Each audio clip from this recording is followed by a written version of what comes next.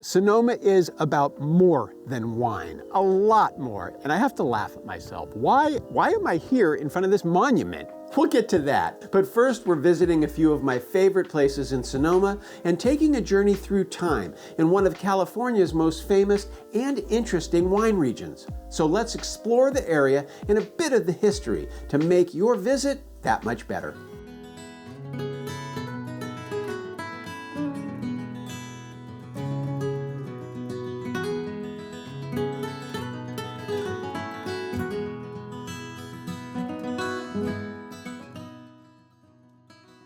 I have a history here in Calistoga. My grandmother's sister worked in the mud baths up here 100 years ago. I've been coming here for a while, and it's one of the places where you can just, if you get off the main street, you can find the old town.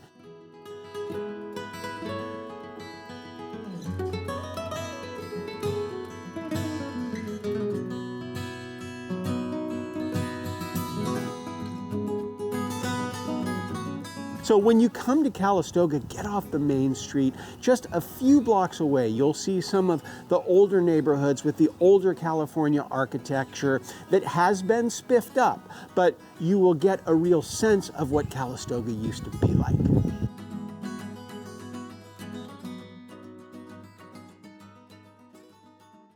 I'm up on Cemetery Hill, and the reason I'm up here is because I wanted to visit this guy, because this guy was so important.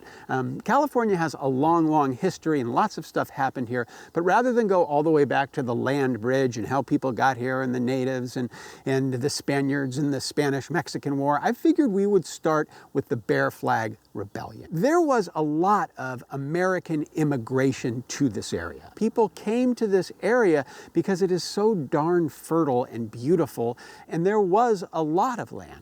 The problem was, this guy was in charge. The Mexican government had granted General Vallejo a huge amount of land here in Northern California. And if I have my facts straight, you had to have some type of allegiance to Mexico to kind of be granted land. They weren't going to give it to you if your allegiance was to the United States of America. Well, needless to say, for those Americans who came here, that didn't sit too well with them. They didn't like the fact that they couldn't get what they wanted, and they thought that the government that was in place was corrupt. And I'm not sure if that's true, or if really what they wanted, and they were going to figure out a way to get that. So a group of these Americans got together, William Ide and Merritt and a couple other names I can't remember. But there was a group of men who got together and they decided, no, we are going to take this land over. We are going to revolt. And they made a bear flag, right? And they went to Vallejo and they said, you are not Charles in charge. In fact, we are going to kind of take this land over. And they did that. And they created, I think it was the California Republic. Once the American government got wind of what happened, they said, you know what? We want in on this. There's this manifest destiny thing where we want to control the continent from sea to shining sea. And that's what we're going to do. So the California Republic and the Bear Flag was actually very short-lived. The federal government came in and made California a territory of the United States of America.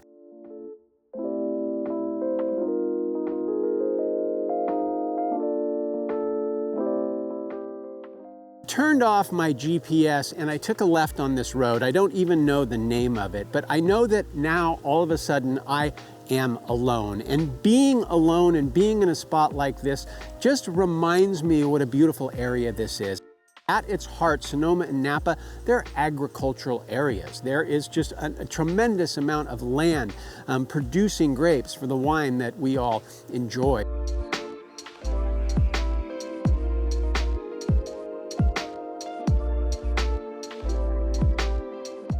Behind me is the mountain range that separates the Sonoma Valley from the Napa Valley.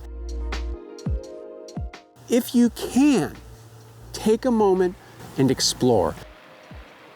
Because this area, it has so many hidden gems, you won't be sorry that you did.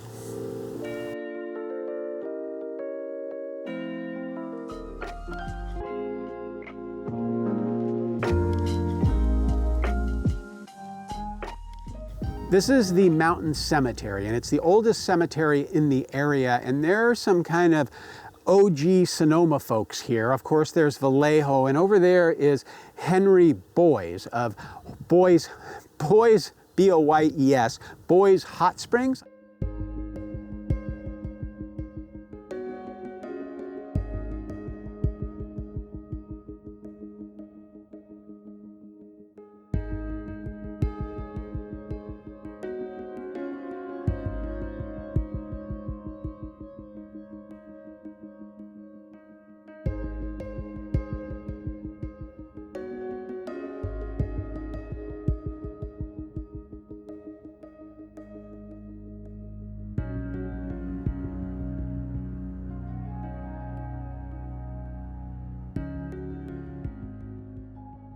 Now, I have a personal story here because you know, this is kind of where I'm from. Now, this is a picture of my great-grandfather, who I never met, and my father. And it was taken here in Sonoma County. It was taken in Healdsburg, which is a little bit from here. But my great-grandfather, Agostino, he came from Italy in the late 1800s. Immigration and agricultural labor, those people who came to this country during that period of time, they were super important in kind of jumping this area forward. They were bringing in new techniques and new ways of doing things that had worked from where they had come from. The Italians who came to this area, they brought very specific expertise.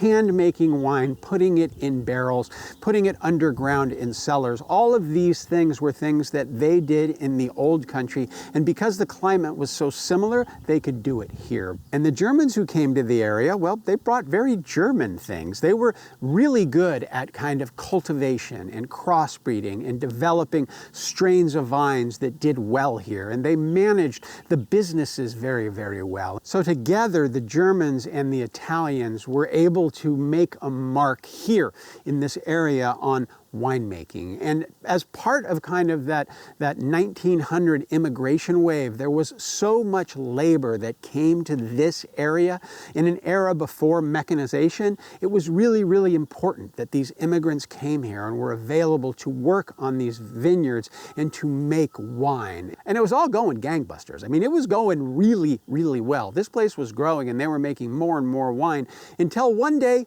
it wasn't, because prohibition happened. Now, I used to sit around the table Thanksgiving. My grandfather would tell stories when he was a boy here, because what the feds did is they came into this area, and those wooden barrels where the wine was stored, well, they broke them open. And my grandfather said the wine was running down the ditches in the street, and people were dipping their buckets in to kind of take some home, because they knew, well, they kind of made their own wine, but they thought that they weren't going to have any wine for the foreseeable future. And there's no doubt that prohibition was rough on this area. There were farms that pulled out their grapes and put in other crops. There were kind of wineries that consolidated or joined forces, and some of them went out of business. There was sacramental wine, and there was no doubt some bootlegging going on. I mean, people didn't stop drinking wine just because of prohibition. But it definitely shrank the industry and it stopped growth. And that was hard on the area, but they did make it through. They figured out how to keep things going until prohibition was repealed, and they could start making wine again. But there was no dramatic growth. There was population growth in Northern California. You know, the industry grew at a healthy pace. There was tourism for sure. People from the Bay Area would come up here. My family, my grandparents would come up here. They would go to Calistoga for the mud baths, and they would picnic and they would pick up wine, and you know, that was what they did. But there was nothing that was like explosive. Things just kind of kept on keeping on. But in 1976, something happened that absolutely changed the landscape so dramatically that I don't even recognize this place today. And what happened in 1976? It was the judgment in Paris. Now, the judgment in Paris is a pretty fascinating thing that happened. There was this wine merchant. His name was Steve Spurrier, not the quarterback for the 49ers, for those people of a certain age who know. But this guy, Stephen Spurrier, he was an English wine merchant, and he kind of knew that there was some good winemaking happening in California. And I think he wanted to get in on it. He wanted to be able to sell it more globally. And so what he did is he organized a blind tasting competition in Paris in 1976. And there was this competition, and there was a blind taste test, and a couple of California wines beat the French wines. Now let me say that again. Those California wines beat the French wines. And in 1976, that was insane. In fact, the French thought this whole thing was rigged and somehow they were cheated. But over time, they realized that no, they weren't cheated. California was actually making some pretty good wines. And that really started what's going on here, why you're probably watching this video, because you might be coming to this area to taste and to buy and to experience some really fabulous, globally recognized wines.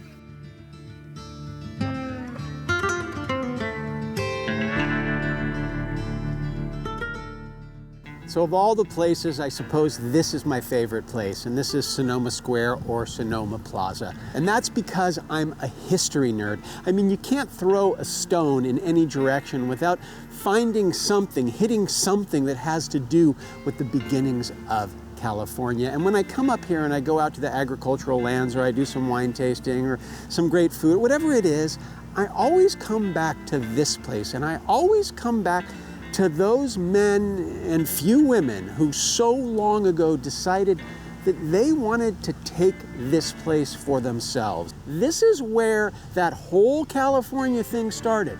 Love it or hate it or indifferent to it. This is the place where they raised that flag and they got the whole thing going.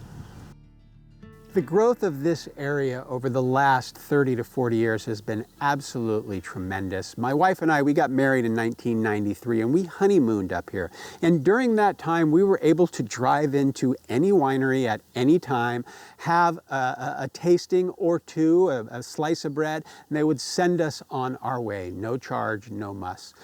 Just a couple of years ago, some people came into town, and little did I know that you needed reservations to do that. So I put everyone in the car and we came up to the valley and we went to a winery, and they're like, yeah, you can't come in here. You don't have a reservation. So if you're coming to this area, you probably already know this. You need reservations. You need to plan where you're going to go, and you need to kind of make sure that you've thought ahead, unlike me, who didn't think ahead at all.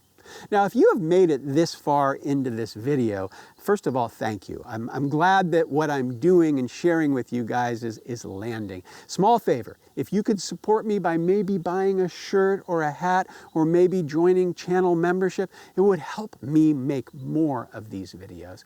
And if you can't tell, I really love making these videos. I love California, I love history, and I love coming to a place like this and sharing the story with you guys. So when you come, not only are you going to eat some great food and drink some great wine, you're going to know who General Vallejo was, where the Mountaintop Cemetery is, and maybe some other things that you didn't know before. And my hope is that makes your trip that much better.